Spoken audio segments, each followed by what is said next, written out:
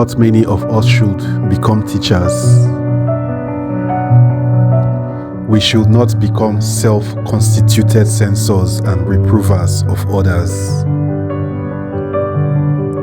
Otherwise, this puts us on a higher standard of judgment with a greater severity than others.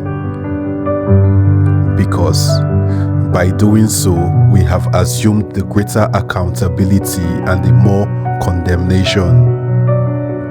Listen,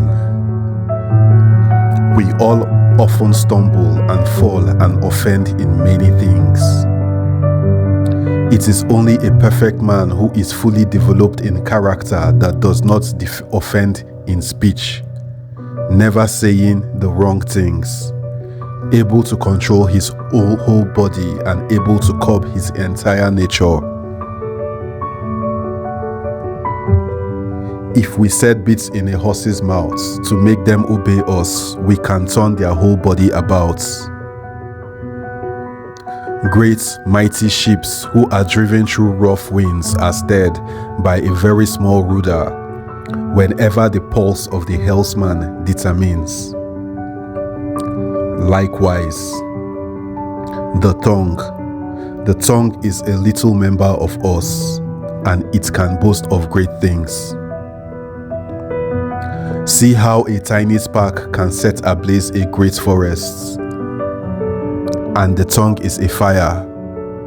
The tongue is a world of wickedness set among our members, contaminating and depraving the whole body and setting on fire the will of birds, the circle of man's nature, being itself ignited by hell, Uchenna.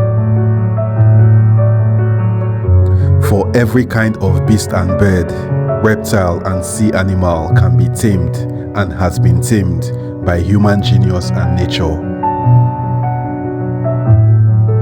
But human tongue can be tamed by no man. The human tongue is restless. The human tongue is undisciplined.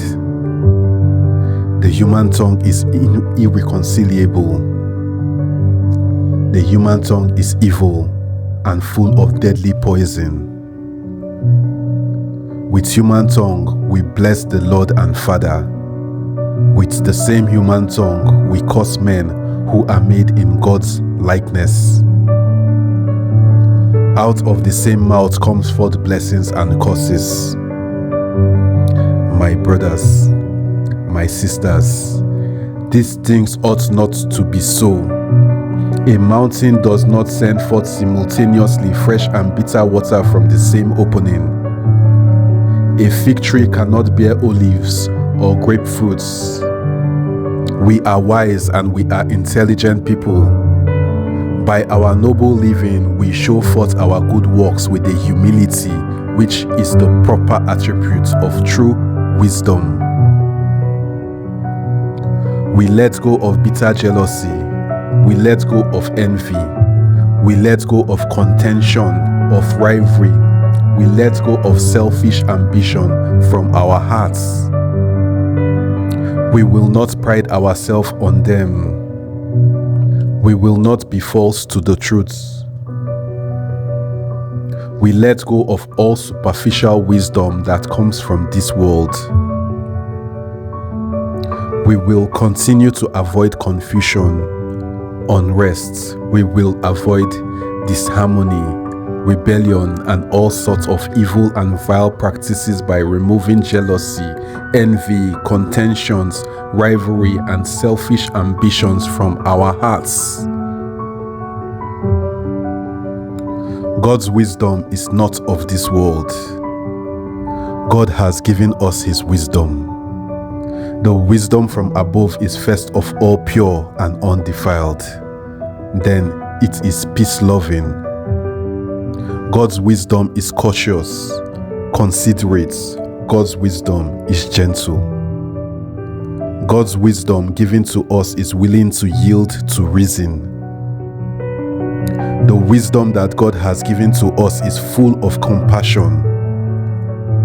The wisdom that God has given to us is full of good fruits. It is wholehearted and straightforward. God's wisdom is impartial and free from doubts. See, this wisdom of God is free from wavering. It is free from insincerity. We are conforming to God's will in thoughts and deeds. This is righteous. And the harvest of righteousness is the fruit of the seed sown in peace as we work for and as we make peace in ourselves and in others. That peace, which means concord, agreement, and harmony between individuals, with undisturbedness, in a peaceful mind, free from fear and agitations, free from agitating passions and moral conflicts. We have the peace of God.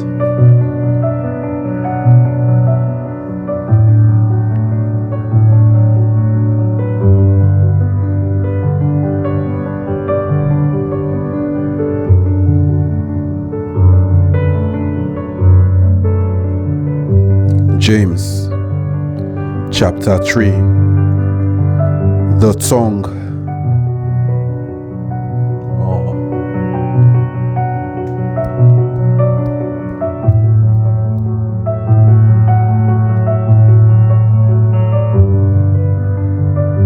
I have planted righteousness. I am harvesting the fruits of righteousness. This fruit is the seed sown in peace. I work for and I make peace with others, with myself and in others. This means I am concurring with others. I am in agreement. There is harmony between me and others. I am undisturbed. I have a peaceful mind. I am free from fear. There is no agitating passion here. There is no moral conflicts. I take the word of God with me, and this blesses my life. It tames my tongue.